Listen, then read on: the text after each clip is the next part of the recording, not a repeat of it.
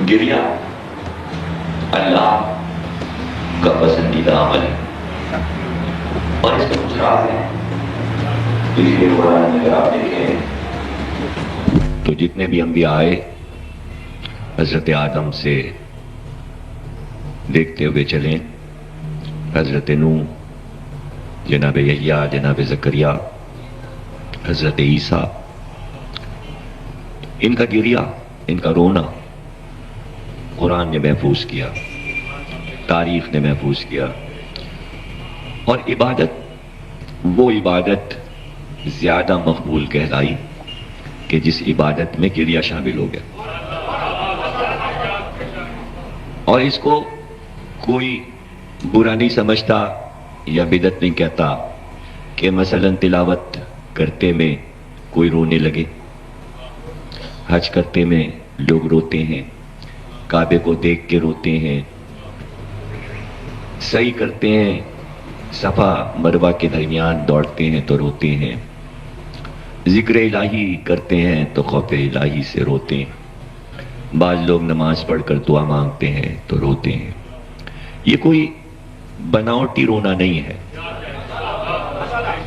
کوئی یہ جبر نہیں ہے، یہ کوئی مجبوری نہیں ہے کہ کوئی واجب قرار دیا گیا ہو کہ تلاوت کرو تو رو، حج کرو تو رو، نماز پڑھو تو رو.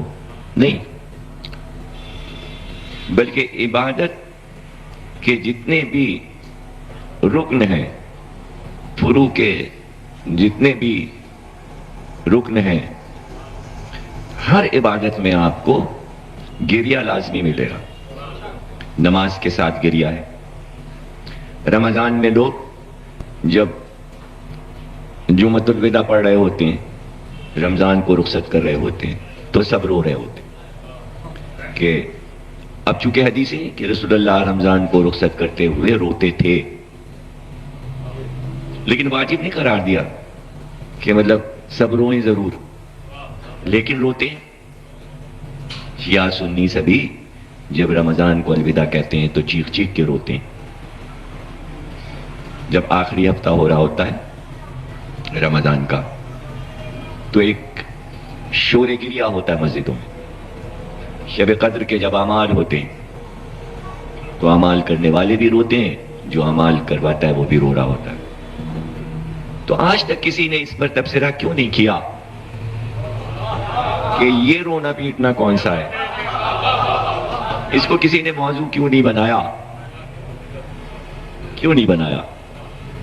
اور کیوں نہیں موضوع بنتا کہ فلاں صاحب دعا مانگ رہے تھے تو رو رہے تھے؟ اچھا، اگر سب چھوڑ دیجئے، نماز پڑھنے میں نہیں کوئی روتا، رمضان کو رخصت کرتے ہوئے نہیں روتا، تو بعض موقع ایسے آ جاتے ہیں کہ جہاں بڑی مجبوری ہو جاتی ہے، اور وہ مثلاً کسی کا عزیز قریب بیمار ہے، بیٹا بیمار ہے، سب بیمار ہے، بچنے کی امید نہیں ہے، محبت کرنے والا کوئی عزیز قریب بیمار ہے. اب وہ اس کے لیے جب دعائیں مانگتا ہے کہ یہ بچ جائے، یہ ٹھیک ہو جائے، تو اب وہ مجبور ہے رونے کے لیے.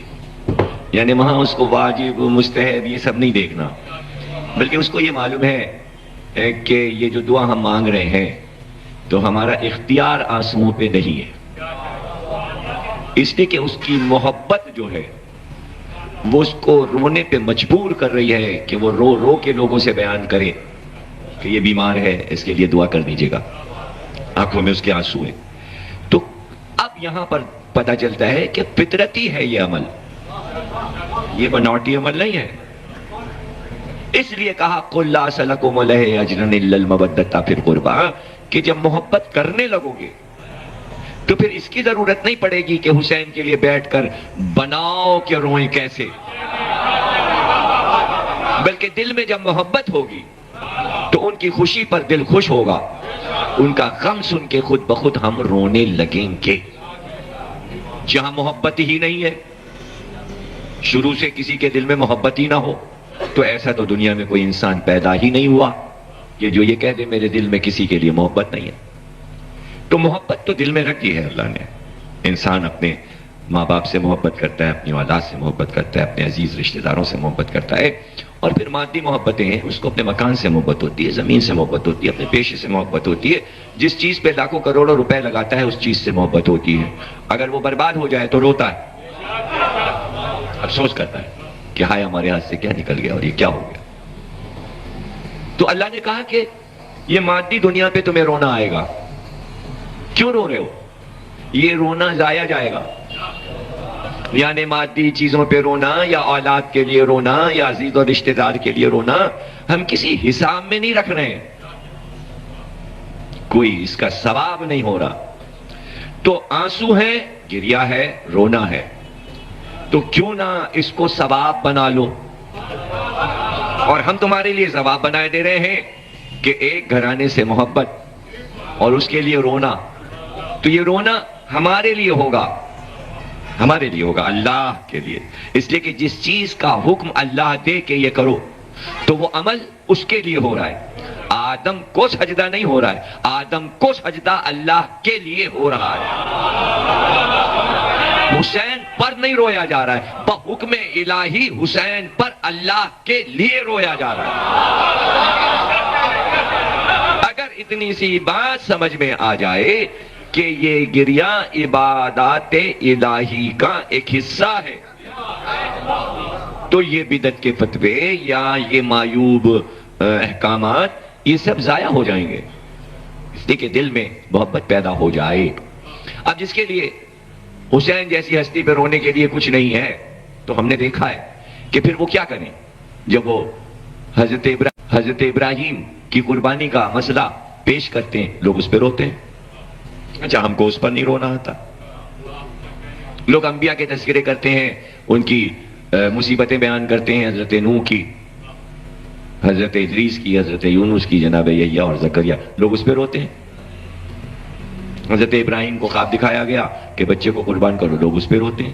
ہم کو اس پہ رونا نہیں آتا، اس لیے کہ ہمارے پاس اس سے بڑا غم ہے۔ اب جہاں بڑا غم نہ ہو تو وہ چھوٹے چھوٹے غموں پہ رو دیتا ہے، لیکن یہاں چونکہ عادت پڑ چکی ہے بڑے غم کو منانے کی، اس لیے چھوٹے غم نظر ہی نہیں آتے۔ اور پھر جب وہ غم ہی نہ ہو، اس لیے کہ ابراہیم کو اگر قربانی کا حکم ملا تو اس میں رونے کی کیا بات ہے؟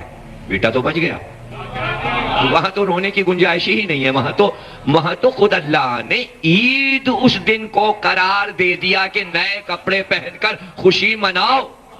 تو جب آپ خوشی منانے کا حکم اللہ نے دے دیا تو آپ وہاں کیوں رو رہے ہیں؟ آپ یہاں روئیے، آپ یہاں روئیے۔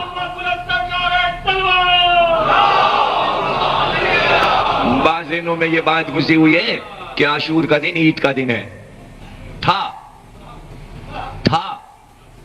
جو بقرعید کا دن ہے وہ غم کا دن بننے والا تھا اور اسے خوشی کا بنا دیا، وہ عاشور جو عید کا دن تھا اسے غم کا دن بنا دیا، تو یہ تو اس پر منحصر ہے کہ خوشی کو غم، غم کو خوشی بنا دے، اور جب وہ بنا دے تو پھر وہی حکم ہو جاتا ہے۔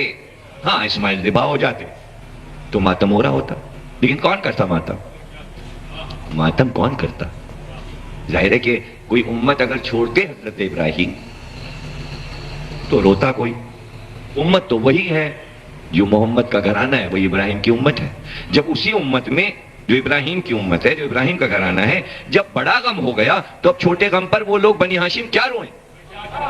انہوں نے کہا عید منا لو، تو بقرعید کے دن عید ہونے لگی۔ اب یہاں غم ہو گیا، اس لیے اب اس کو غم کو عید میں تبدیل نہیں کر سکتے، اس کی خوشی نہیں منا سکتے، اور اس میں تو بدنامی بھی ہے، شرم بھی ہے اور ذلت بھی ہے کہ کوئی عاشور کے غم کو نہ بنائے، تو ذلیل بھی ہوگا، شرم بھی آئے گی۔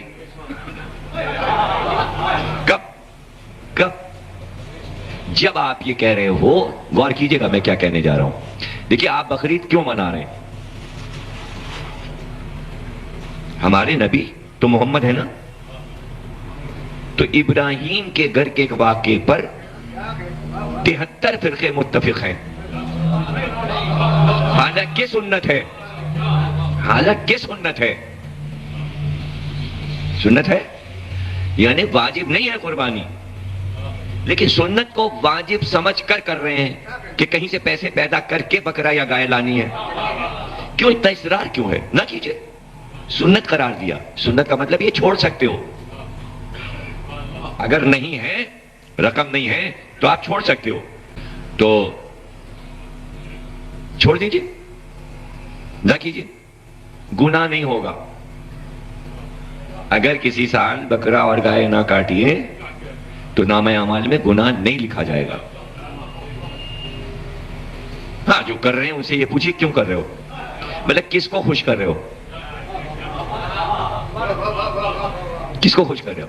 یعنی اگر آپ نے نہ کی قربانی اور قیامت میں حضرت ابراہیم کا سامنا ہوا تو کیا حضرت ابراہیم ناراض ہو جائیں گے کہ تم نے میرے بیٹے کے بچنے پر خوشی کیوں نہیں منائی؟ آپ آرام سے کہہ دیں گے خوشی تو دل میں تھی کہ آپ کا بیٹا بچ گیا، پیسے نہیں دے کے بکرا لاتے، گائے لاتے. ابراہیم نے کہا کوئی بات نہیں، جاؤ جنت میں جاؤ. یعنی یہ چارج محشر میں نہیں لگے گا آپ پر کہ ابراہیم اللہ سے یہ شکوہ کریں کہ اس امت نے میرے بیٹے کے بچنے پر عید نہیں منائی. ایسا کوئی فتویٰ نہیں ہے، ایسی کوئی آیت نہیں ہے. مناؤ یا نہ مناؤ، ابراہیم تم سے پوچھیں گے نہیں. اگر تم نے منایا ہے تو کوئی بہت بڑا انعام بھی ابراہیم نہیں دیں گے، اس لیے کہ انعام دینا ابراہیم کے ہاتھ میں ہی نہیں ہے، مسئلہ ہے محمد کے ہاتھ میں. ہاں، محمد پوچھیں گے کہ میرا بیٹا عاشور کو مارا گیا تھا، کیا کیا ہے، خوشی منائی یا غم؟ یہاں سوال ہوگا. اس لیے میں نے لفظ کہا تھا ذلت بھی ہے، رسوائی بھی ہے، شرمندگی بھی ہے، اس لیے کہ وہاں ذلیل ہونا پڑے گا. اگر کسی نے خوشی منائی ہے تو نبی کے سامنے آ نہیں سکے گا، اس لیے کہ اگر اس نے خوشی منائی ہے تو مجھ کو یہ بتا دے کہ وہ نبی کو وہاں کیا جواب دے گا.